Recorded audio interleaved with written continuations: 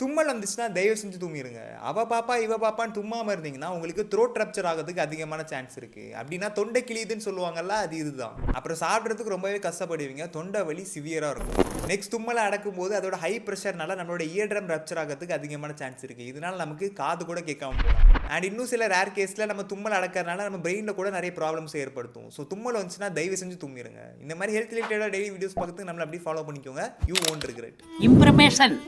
Information is wealth.